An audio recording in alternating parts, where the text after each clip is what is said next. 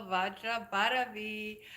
So, Joy Ma Kamakya, Jai Mata Di.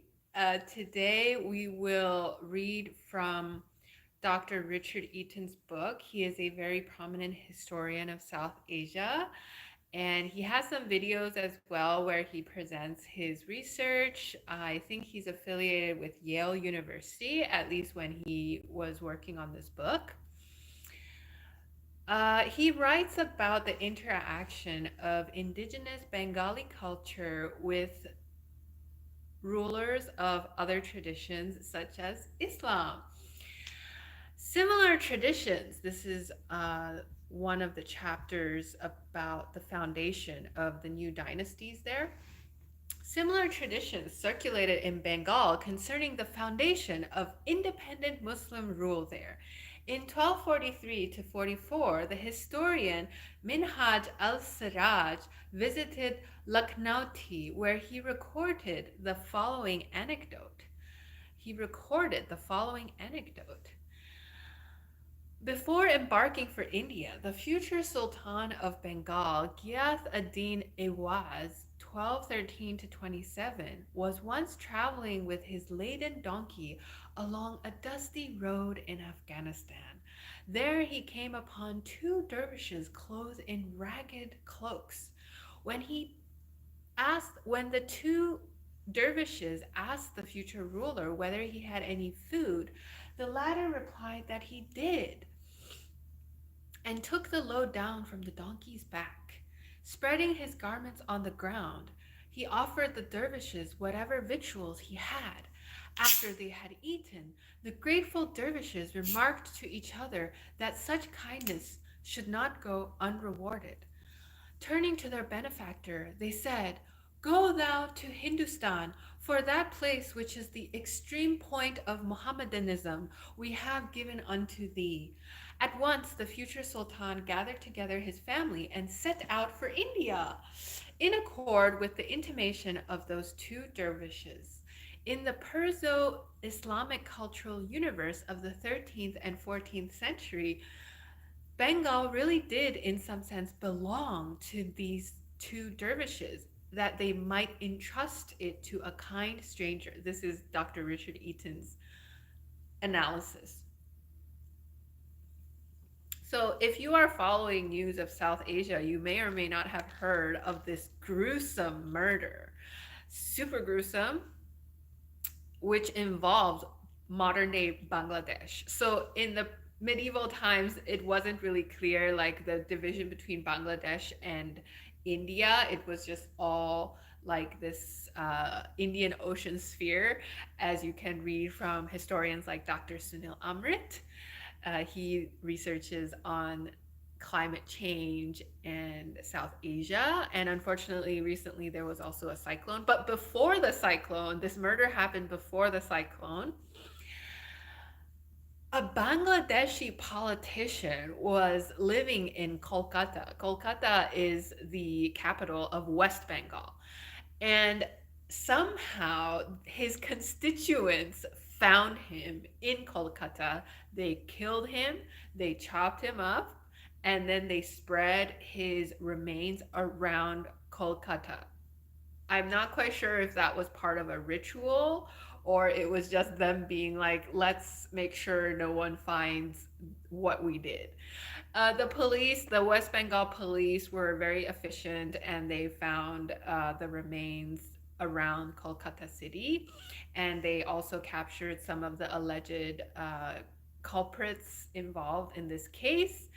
And for me personally, I think it reflects the class tensions within South Asian society today. And so this is like my effort to understand it through history, which is a very painstaking process, but I'm sure it can benefit other people as well, as social studies can do.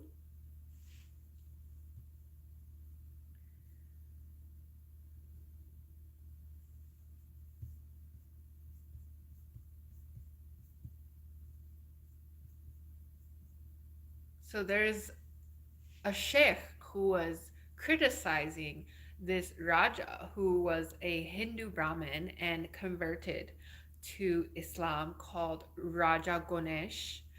There are videos about his biography as well on YouTube. You can find it. Quote, the lamp of the Islamic religion and of true guidance, which had formerly brightened every corner with its light, has been extinguished by the wind of unbelief blown by Raja Ganesh. Splendor from envy of the victorious news, the lamp of the celebrated preacher Abul Hussein Nuri, and the lamp and the candle of the Shia martyr Hussein have all been extinguished by the might of swords and the power of this thing in view.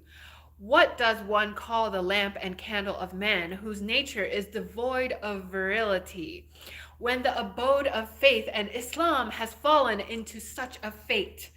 Why are you sitting happily on your throne? Arise, come and defend the religion, for it is incumbent upon you, O king, possessed of power and capacity. When publicly clamoring for military intervention, privately, in a letter to his exiled son, Nur Qutb Alam, brooded over the theological implications of Raja Ganesh's appearance in Bengali history. To the anguished Sufi, it seemed that God had not been heeding to the supplication of the very people to whom the Quran had promised divine favor and protection.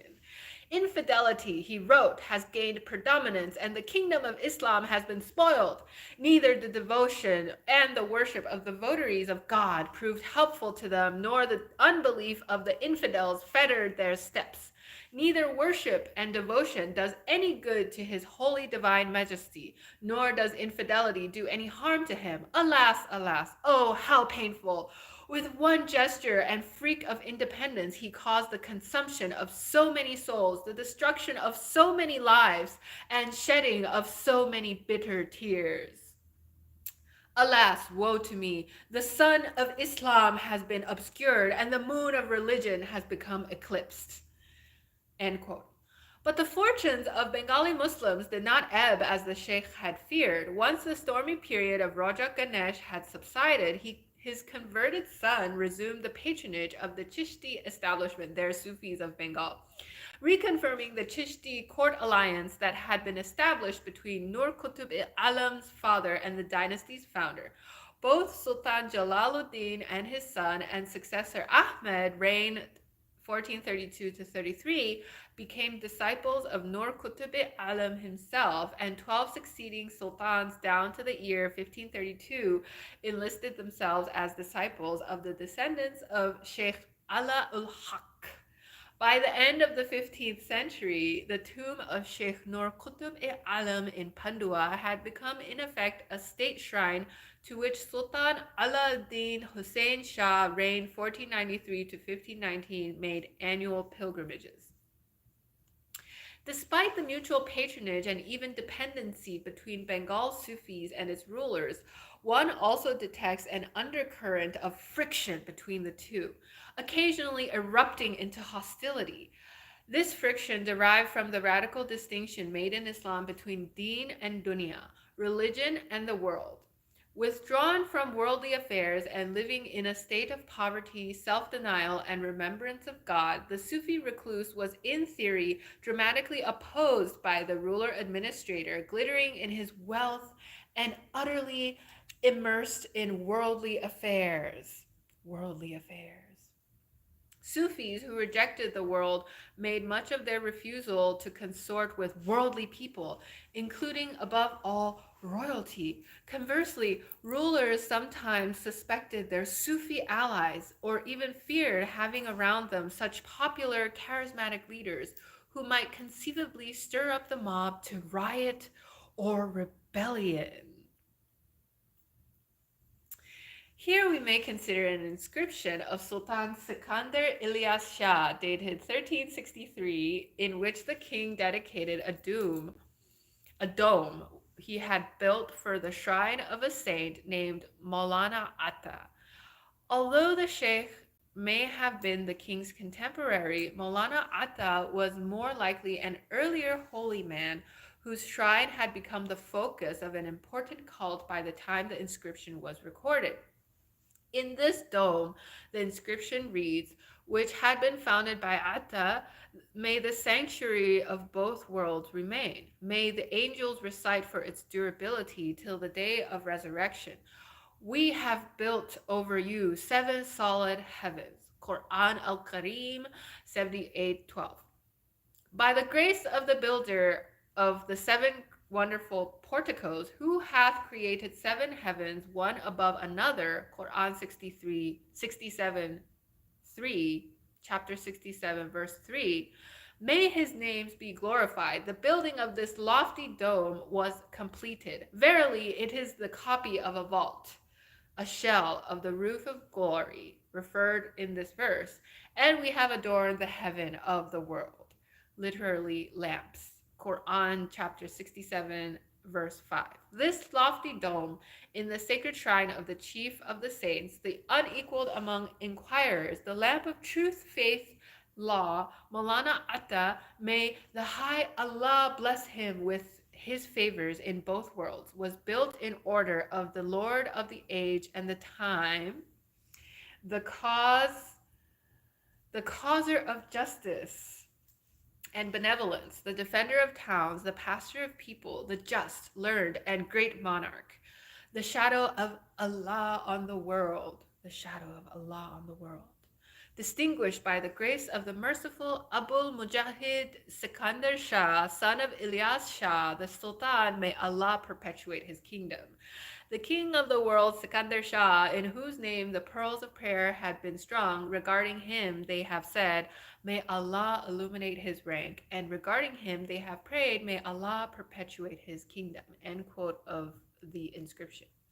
While outwardly acclaiming the greatness of Maulana Atta, Sultan Sikandar was also asserting his own claims to his closeness to God, styling himself as one in whose name the pearls of prayer have been strung and the shadow of God on earth, and by referring to this shrine as a copy nuskha of the heavens, the Sultan drew attention to parallels between God's creative activity and his own. For if it had been God's creative act to adorn the seven heavens with lamps, masabih, that is, stars, it was Sultan Sikandar's creative act to adorn the earth with a tomb for the lamp siraj of truth, law, and faith, that is, Maulana Atta. Implicitly, then, had it not been for the munificence of Sultan Sikandar, Maulana Atta would have remained shrouded in obscurity. Royal distrust or aversion to Sufis, even those of the Chishti order, is seen in other ways. Although Shamsuddin Ilyas had patronized a prominent Chishti sheikh while establishing a new dynasty, the king's son and successor, Sultan Sikandar, was suspicious of the disciples of his father's saintly patron. He was especially suspicious of the most eminent of these, Sheikh Allah al-Haq, al-Haq, whose shrine complex had become in Sikandar's day a major nexus for economic transactions, redistributing amongst the city's poor large sums of money received in the form of pious donations. Alarmed at the Sufis' substantial expenditure on the urban populace, Sikandar declared, my treasure is in the hands of your father, the kingdom's treasurer. Yet you are giving away as much as he spends. Evidently jealous of the sheikh's wealth and influence, the king banished the Sufi to Sonargaon. Gaon means village. Sonar, I think, is gold. Sonargaon. Bengal's Sufis and sultans then were fatefully connected by the ties of mutual attraction and repulsion. Generally, when they were first establishing themselves politically, and especially when launching new dynasties, rulers actively sought the legitimacy powerful saints might lend them. Sultan Ghiyath ad-Din Awaz's earliest chronicler situated the launching of Bengal's first independent dynasty, 1213, in the context of the grace or barakah of two simple dervishes in Afghanistan. And in 1342, when Sultan Shamsuddin Ilyas Shah launched the longest living dynasty in Muslim Bengal, he did so with the blessing of a renowned scion of the prestigious Chishti line, Struck by the awesome spiritual powers people attributed to the charismatic sheikhs, or believing that their own lease on power was somehow extended by such forceful men, new Muslim kings sought their favor, built lodges or mausolea for them, or made public pilgrimages to their tombs. Conversely, some Sufis sought royal patronage out of their own reformist impulses to bring the sword dunya into proper alignment with their understanding of the dictates of normative religion, deen. So perhaps this politician was because he was going against normative deen. On the other hand, once dynasties were securely entrenched in power, some kings no longer considered it necessary to call upon the charismatic authority of holy men to legitimate their rule. In fact, the wealth and influence of charismatic sheikhs were sometimes seen as potential threats to royal authority. Sikandar Ilyas Shah only begrudgingly patronized a saint on whose mausoleum he heaped more praise on himself than the saint. And he actually banished the most eminent sheikh of the day from his capital when he felt his authority rivaled. Only after the death of Nur Qutb Alam in the mid 15th century, when Sufism's intellectually vibrant tradition was replaced by a politically innocuous tomb cult, did the state once again wholeheartedly ally itself with the Chishti tradition. End of this chapter. Oh, and there's a book on Orissa. Footnote 20. M. I. Bora, A History of Mughal Wars in Assam, Kuch Bihar, Bengal, Bihar, and Orissa during the reigns of Jahangir and Shah Jahan by Mirza Nathan. Guwahati, Government of Assam, 1936. So if you guys are interested, you can read that book if you can find it. Om Ahom. Footnote 32.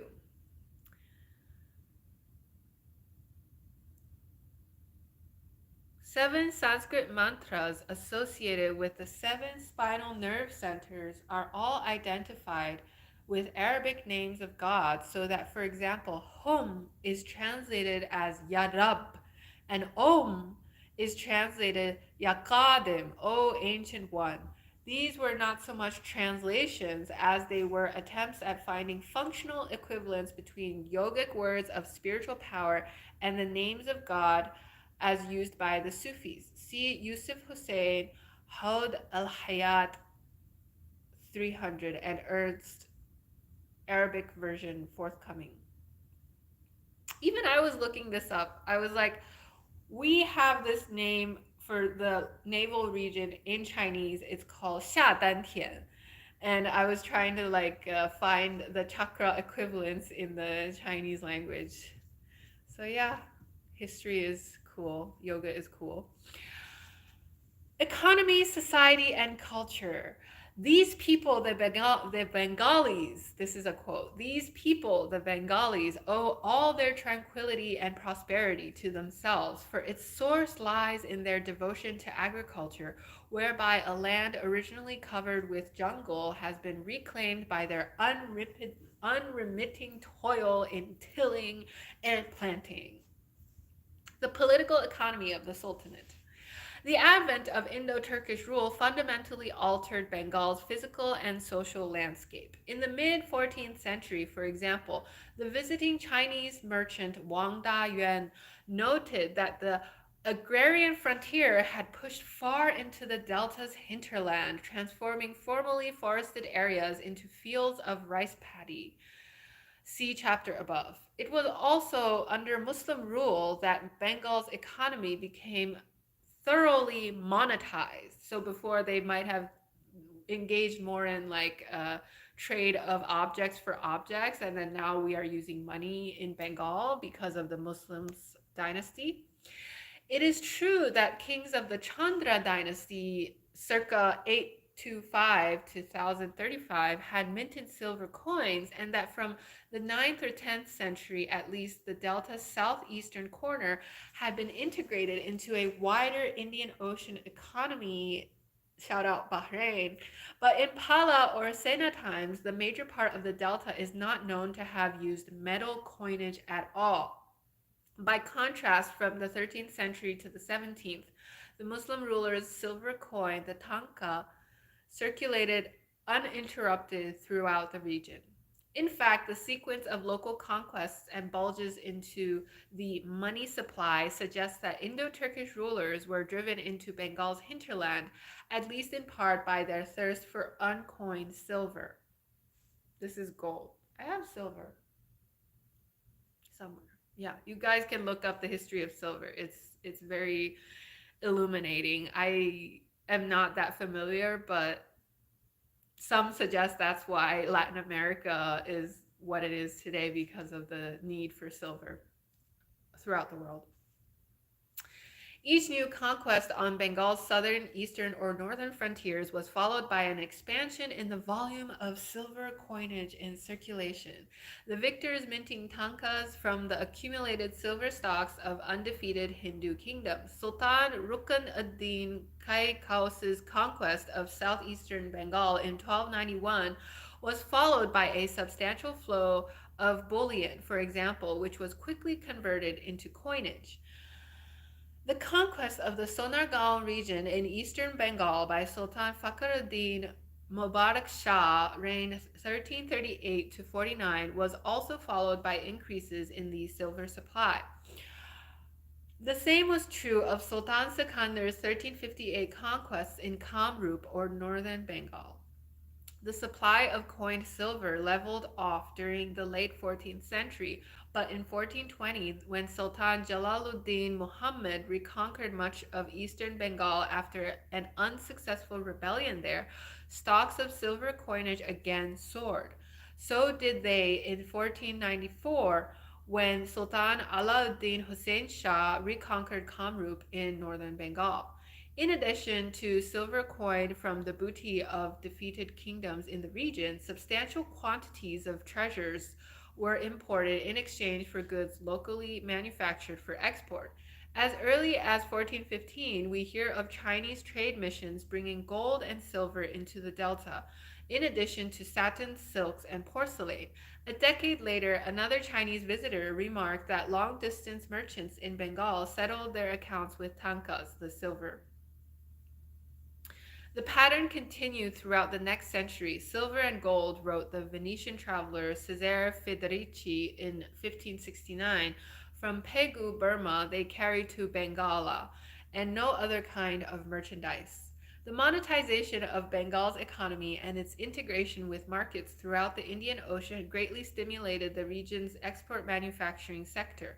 Although textiles were already prominently among Although textiles were already prominent among locally manufactured goods at the dawn of the Muslim encounter in the 10th century, the volume and variety of textiles produced and exported increased dramatically after the conquest. In the late 13th century, Marco Polo noted the commercial importance of Bengali cotton, and in 1345, Ibn Battuta admired the fine muslin cloth. The fine muslin cloth he found there. Between 1415 and 1432, Chinese diplomats wrote of Bengal's production of fine cotton cloths, rugs, veils of various colors, gauzes, material for turbans, embroidered silk, and brocaded taffetas.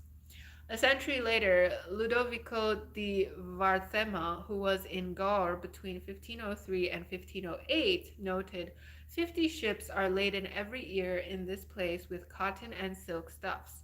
These same stuffs go through all Turkey, through Syria, through Persia, through Arabia Felix, through Ethiopia, and through all India. Jai Hind! A few years later, Tom Perez described the export of Bengali textiles to ports in the eastern half of the Indian Ocean. Clearly, Bengal had become a major center of Asian trade and manufacture. Ashraf and non-Ashraf society. This is like the really juicy class tension stuff. Bengal's Muslim society from the 13th century through the 16th was overwhelmingly urban, concentrated in the Sultanate's successive capital cities, Lucknowti from 1204, Pandua from about 1342, and Gaur from about 1432, and the provincial towns of Satgaon, Sonargaon, and Chittagong.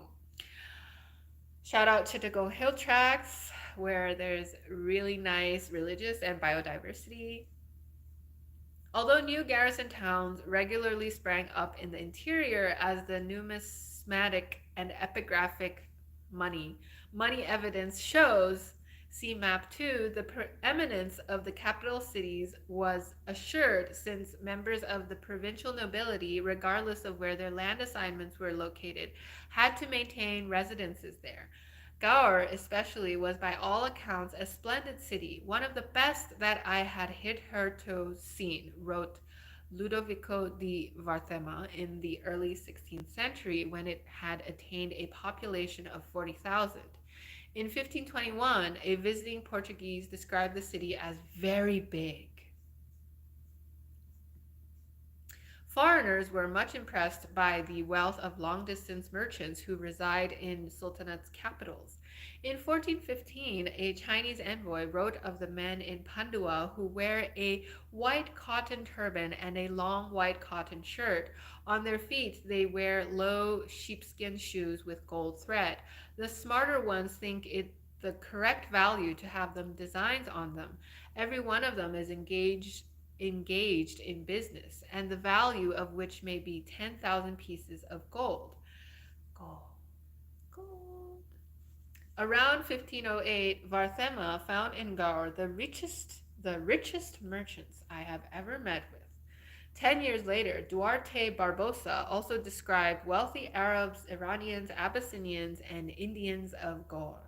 The respectable Moors, he wrote, walk about clad in white cotton smocks, very thin, which come down to their ankles, and beneath these they have girdles of cloth, and over them silk scarves. They carry in their girdles daggers garnished with silver and gold, according to the rank of the person who carries them. They are luxurious, eat well, and spend freely, and have many other extravagances as well. They bathe often in great tanks which they have in their houses. Every one of them has 3 or 4 wives, or as many as he can maintain.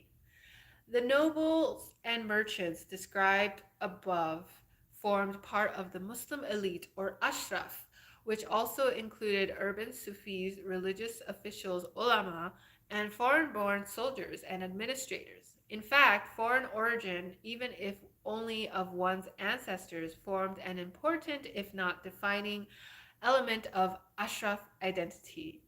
Writing around 1495, the poet Vipra Das referred to the Muslim preachers, mullahs, and judges of Satgaon as Sayyids, Mughals, and Pathans, that is, men claiming an Arab, Central Asian, or Afghan origin. About a century later, the poet Mukundaram, like Vipra Das, a native of the southwestern Delta, described urban Muslims as men who had immigrated from points west of Bengal.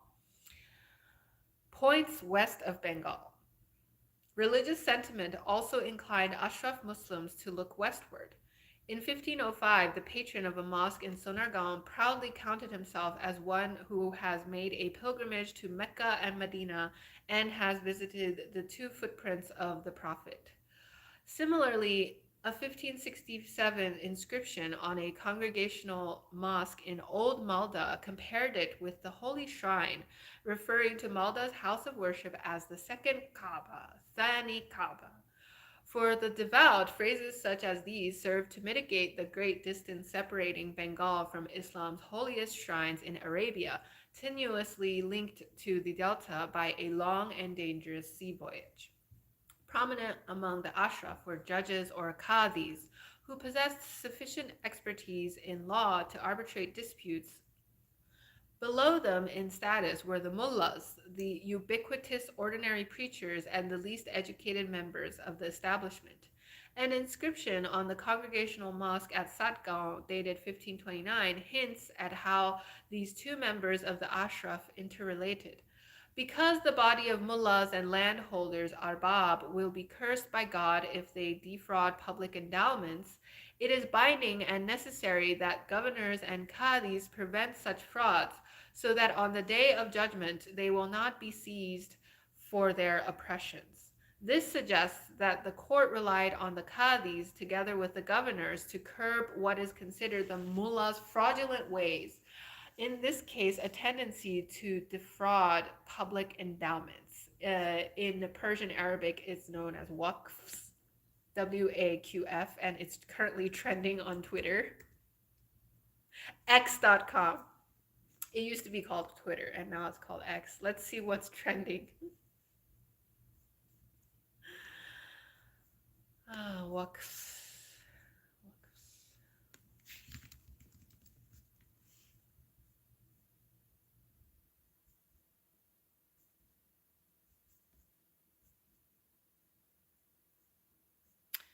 There's a book called The Making of the Modern Muslim State by Dr. Malika Zegal, which will be published by Princeton University in 2024.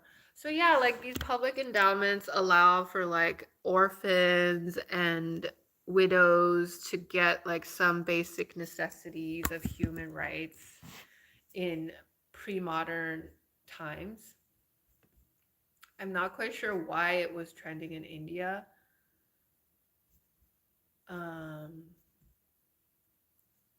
Oh, something about Delhi High Court. Center may carry out inspection of 123 properties. This was from 2023.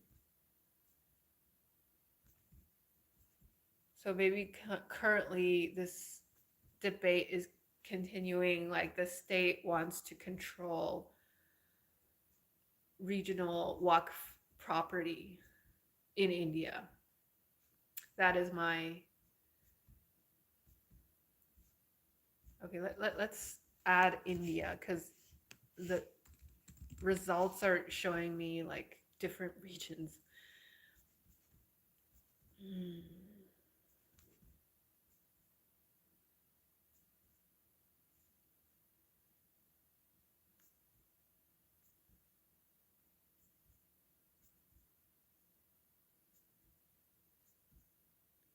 And Twitter may or may not show us everything, because like they know it's like really controversial, so then they also select the results that is shown depending on like what time of the year it is.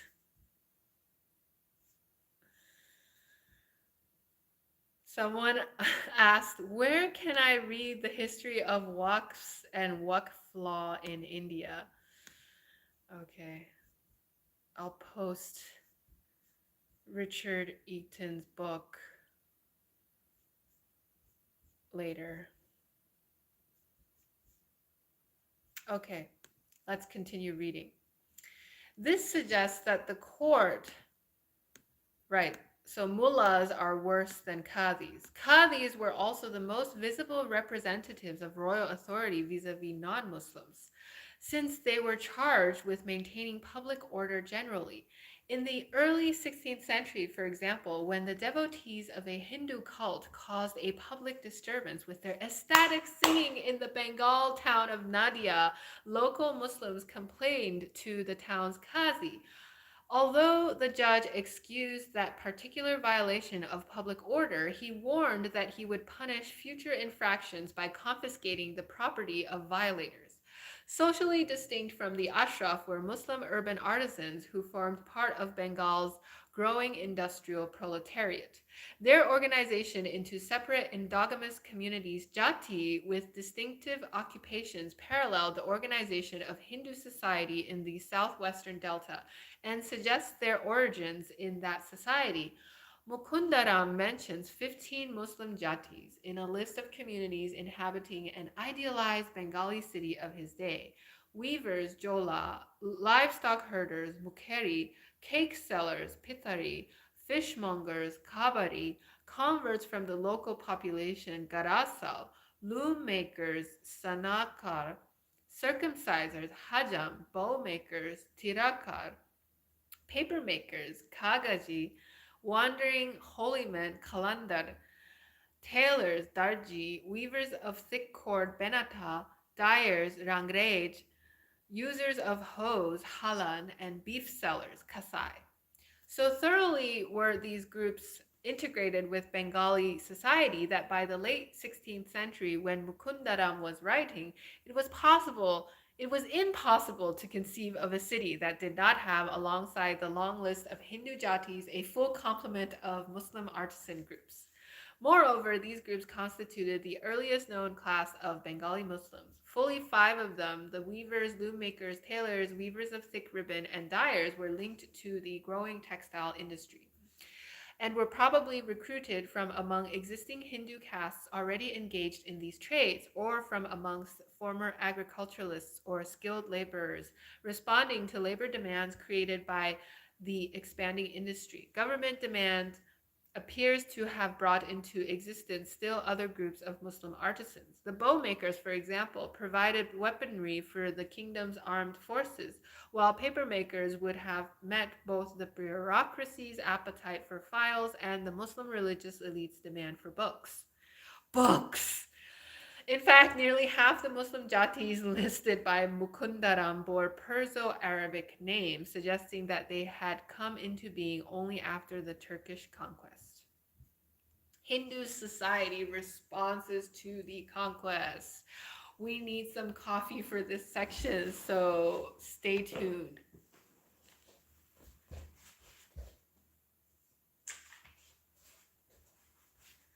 Un buen libro. This is from the Pendulo bookstore.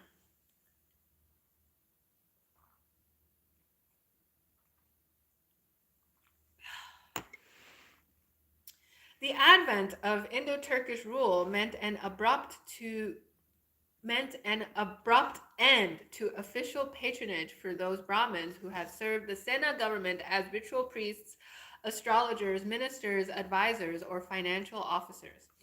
Doubtless, many of these fled into the eastern hinterland along with the Sena household in 1204 or soon thereafter. In time, however, most Brahmins moved from an initial position of disdain for the new political order to one of uneasy accommodation with it. By the 15th and 16th century, the predominant view was that government employment was perfectly possible as long as one did not engage in marital relations with malechas, polluted outsiders. For ultimately, the Brahmins and the higher Muslim officers of the Sultanate needed each other. The former were historically conditioned to look to a ruling class for patronage and livelihood, while the latter required administrative talents that Brahmins had traditionally monopolized. Hence, while the period before 1415 witnessed few instances of Brahmins serving the Sultanate, the picture changed dramatically after the Raja Ganesh revolution. That chieftain's own converted son, Sultan Jalaluddin Muhammad, signaled the change by honoring Brahmin poets. By the reign of Sultan Alauddin Hussein Shah, many Brahmins had taken service in the court. Serving the Sultanate proved far less traumatic for the Kayasthas, who had been the dominant landholding caste prior to the conquest and who continued in this role under Muslim rule. Indeed, after the conquest, the Kayasthas absorbed remnants of the Bengal's old ruling dynasties, the Sena, Pala, Chandra, Varman, and so on, and in this way became the region's surrogate Kshatriya or warrior class. Judging from the correspondence of Maulana Mozaffar Shams Balkhi, who in 1397 complained bitterly of the power enjoyed by Hindus, it seems that Muslim rulers had from a very early time confirmed the Kayasthas in their ancient role as landholders and political intermediaries. Looking at Bengal's Hindu society as a whole, it seems likely that the caste system, far from being the ancient and unchanging essence of Indian civilization as supposed by generations of Orientalists, emerged into something resembling its modern form only in the period 1200 to 1500. Central to this process, as Ronald Inden has argued, was the collapse of Hindu kingship. Before the Turkish conquest, the Sena king had maintained order by distributing wealth and by judging between socially high and low in the context of his court and its rituals. With the dissolution of Hindu kingship that followed the Turkish conquest, however, these functions appear to have been displaced onto society at large. Hindu social order was now maintained by the enforcing of group endogamy, the regulation of marriage by caste councils, and the keeping of genealogies by specialists. In the Western Delta, one sees the result of these processes in the detailed list of Hindu communities mentioned by the poet Mukundaram, who describes a hierarchy of four tiers occupationally differentiated endogamous groups, jati. The first tier included Brahmins, Kayasthas, and Vaidyas, or traditional healers. Vaidyas. By the way, Ottoman History Podcast has an episode about traditional healing in South Asia, I think. Okay, first tier is done. Second tier, productive classes such as cultivators, herders, ironsmiths, potters, weavers, gardeners, barbers, candy makers, spice merchants, brass smiths, gold merchants, and so on. These were followed by a third tier composed of the ritually less pure caste fishermen, oil pressers, woodcutters, launderers, tailors, molasses makers, carpenters, ferrymen, and beggars. At the very end of the list, compelled to live outside the poet's imaginary city, were the grass cutters, leather workers, prostitutes, and Dom tribals who were scavengers and sweepers. Hindu religion, the Shiva Shakta complex. Jai Shakti Ma. As elsewhere in India, those arose in Bengal a need to harmonize Vedic religion, which focused on male deities, with indigenous Indian cults in which female deities dominated. One way this was accomplished was in the context of the Orthodox Shaiva cult, which before the Turkish conquest had been presided over by Brahmins and lavishly patronized by Hindu kings, such as the early Senas, for whom Shiva was the kingdom's cosmic overlord. Om Namah Shivaya, Om Namah Shivaya, Om Namah Shivaya. The cosmic reunion of Shiva and Shakti, that is pure consciousness corresponding to the male principle and pure energy corresponding to the female principle, was typically concretized in aniconic symbols placed in temples, access to which was controlled by Brahmin priests. However, this state-supported cult declined when Indo-Turkish conquerors withdrew the royal patronage on which such public cults depended. Both before and after the conquest, numerous popular cults dedicated to various manifestations of the goddess also flourished. Celebrated in a literary genre called Mangala Kavya, these cults thrived among those groups least touched by Indo-Aryan culture and least integrated into the hierarchic scheme of social organization as promoted by Brahmins. They were among the oldest and most vibrant and the most authentically Bengali religious traditions in the Delta. In their earliest form, goddess cults seem to have sprung from the ancient female domestic rites not presided over by Brahmin priests. As in the cult of the snake goddess Manasa, whose core story was anciently recited by women and for women as a component of their domestic rites. But throughout the period 1200 to 1600, and doubtless for some time earlier, Brahmin ideologues sought to appropriate such cults by identifying female divine power in all its manifestations with the Shakti, or pure energy, which is the counterpart of the Brahmanical god Shiva. Thus, Shiva was understood as son to Dharma, husband to Chandi Durga, Om Aim Hrim Klim Kali Chamundaya husband to Chandi Durga, Kali Ganga, and Shitala. Om Hrim Kali Namo Namaha. Om Hrim Klim Kaliye Namo Namaha. Father to Manasa and Neto, Guru Father to various Nath saints, Jayendranag, Master Father to Dakshinrai, and father-in-law to Sasti, Shashti. Noting these relationships, W. L. Smith aptly describes Shiva as the hub around which the Bengali divine hierarchy revolves.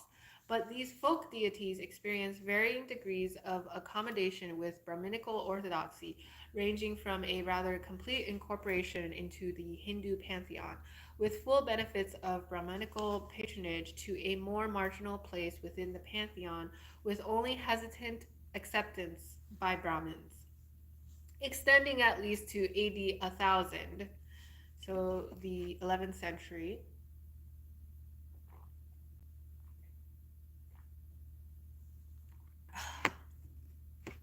With its core myths and rituals dating from the period 500 to 1000, if not earlier.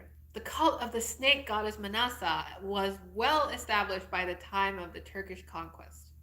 Yet this cult, having first emerged among low-ranked tribals of Burdwan, failed to achieve full acceptance in Brahmanic literature, and it was to some extent resisted by Orthodox Shaivas. Nor did Manasa enjoy a satisfactory connection with Shiva.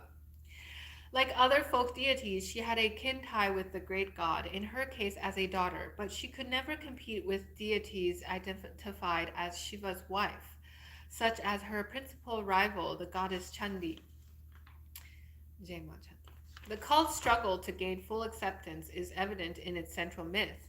Having already gained a following among ritually low-ranking communities like fishermen and cowherds, Manasa was convinced that she could win universal human devotion only through gaining the submission of Chando, an upper-caste merchant and fervent devotee of Shiva. Although Chando initially despised Manasa and viewed her as one of the inferior status, he ultimately recognized Manasa's popularity and submitted to her cult. The story thus suggests a steadily widening circle of the cult's social basis, from cowherds to fishermen to farmers to upper-class women to upper-class men, and finally to Brahmin priests. If the Manasa cult enjoyed only a limited or reluctant acceptance among Bengal's upper castes in our period, it fared much better among the masses, especially in the delta's less Aryanized east. In 1540, the poet Vrindavan Das, though himself not devoted to any goddess cult, confirmed their popularity when he wrote, "All religious people know this only. They sing the song of Mangal Chandi at the Jagharan. With pomp, some give puja to Visahari Manasa, and another puts a puppet show at great expense." Jagaran is the last night of the festival for goddess Chandi. Relief images of stone preserved in the Chittagong University Museum can be confidently identified with the goddess Manasa. Two of these stand several feet in height and depict the deity with a hood of 7 snakes over her head, her left hand holding another snake, and her principal iconographic symbol, a sacred pot, at her feet. The appearance of such votive images, evidently intended for installation in simple thatched shrines dedicated to her worship, marked an important step in the progression of the Manasa cult from a domestic rite to an established cult, complete with officiating priests, even though these may not have been Brahmins. So we have an image of her. Warning to those who don't like seeing women, we're going to have to see an image now. This is Manasa, goddess Manasa. Jai Mata Di, Jai Mata Di, Jai Mata Di. Stone sculpture of goddess Manasa, Chittagong University. So we thank Dr. Richard Eaton for including her image. And then there's another image of her. enjoying far more support among Brahmins and at the mass level, perhaps the widest support of any cult in the pre-modern Bengali pantheon, was the cult of the goddess Chandi. Like her rival Manasa, Chandi was a forest goddess whose cult had sprung up from the Delta's Aboriginal society. But Chandi's identification as the wife of the great god Shiva rendered her more mild and generous than the nasty, manipulative Manasa. Moreover, though Chandi's cultic literature is also very ancient, it appeared in writing form only in the late Sultanate period, the best known text being Mukundaram's Chandi Mangala, circa 1590. Perhaps because the written versions of the myth appeared so late in the cult's evolution, Chandi emerges in Mukundaram's work as rather well integrated into the Indo-Aryan pantheon and with Brahmanic values. She is portrayed, for example, as having put an end to the primordial chaos prevailing at a time before gods and Brahmins imposed order on earth. Furthermore, she not only protects all the animals of the woods, but presides over the hierarchic ranking in a scheme exactly mirroring the ideal human society as seen from a Brahmanical perspective. And finally, her protection of the animals is conditioned on their renunciation of mutual violence, for society is to accord with the norms of dharma or righteous law. The myth's storyline also illustrates the post 8th century Hindu conception of the interrelationship of religion and politics. In a world where both deities and kings seek to enlarge their circle of authority, a deity entrusts earthly sovereignty to an appointed king on condition that he propagate and promote the deity's cult in human society. Craving human devotion like most Indian deities, Chandi embarks on a project designed to establish a royal kingdom on earth. Chandi.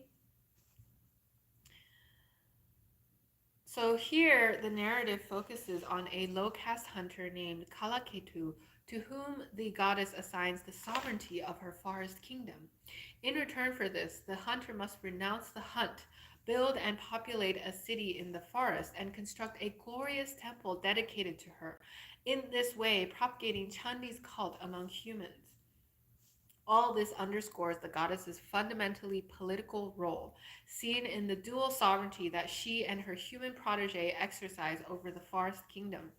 As Chandi's earthly representative, Kalaketu rules on behalf of that goddess, behind whom stands the kingdom's cosmic overlord, her spouse Shiva. Om Namah Shivaya. Yet, for all her dharmic trappings and her trucking with the highest gods of the Indo-Aryan pantheon, Chandi remains of the forest, that dark domain of jungle beasts and non-Aryan tribes, and not of the city, the proper domain of Brahmins and their ritual performances. Moreover, Chandi's protege Kalaketu is a hunter who pursues a violent and unclean livelihood, typical of Bengal's indigenous tribes, amongst whom the myth had originally evolved. No amount of Brahminical revision could disguise the underlying association of both goddess and king with non-Aryan indigenous Bengali culture. It is worth recalling that the only known nativist rebellion mounted against the Sultanate was waged in the name of Chandi, this thoroughly Bengali goddess and protectress of the forest. Dated 1417 to 1418 and minted in Chittagong, Sonargaon, and Chota Pandua, that is, the delta's forested southern and eastern hinterland, the coins of Danuja Mardana Deva and his son Mahendra Deva bore the Sanskrit legend Sri Chandi Charana Parayana, devoted to the feet of goddess Chandi. Inasmuch as armed insurrection against established political authority is always serious business, we may be sure that rebel leaders would have invoked only such supernatural assistance as was judged most powerful and most likely to respond to human entreaties. Chandi's appearance on the Deva King's coin during the rebellion clearly attests to her widespread popularity and to belief in her protective power. And then the next section is about the Vaishnava complex. I don't really want to get into that, but let's listen to Chandi Chalisa before we end today's live. Okay, Chandi Chalisa.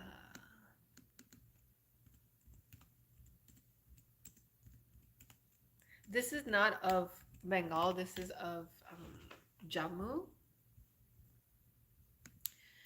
I previously recorded it, but I don't think I was singing the whole thing. Let's try the whole thing this time. Jai Ma Chandi Chandika Chamunda Shakti Swarup Par Chand hui Par Chandi Ma Dhar Jyoti ka roop Brahma ki Brahmani Ma Vishnu ki Lakshmi Ma Chandi Kali Gauri Ma Ho रहती शिव के साथ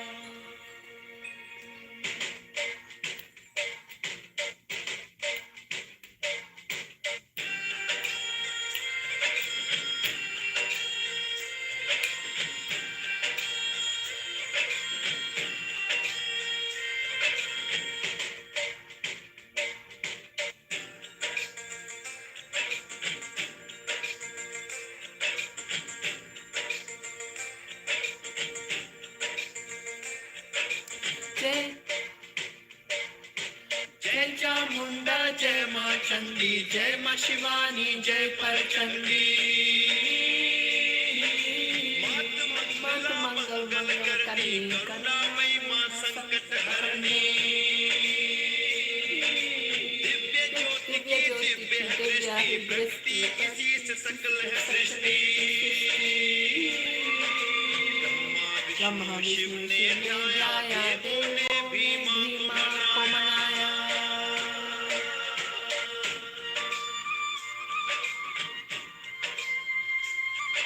Thanks for watching. Jai Mata Di, Jai Makavakya, Jai Chandiva.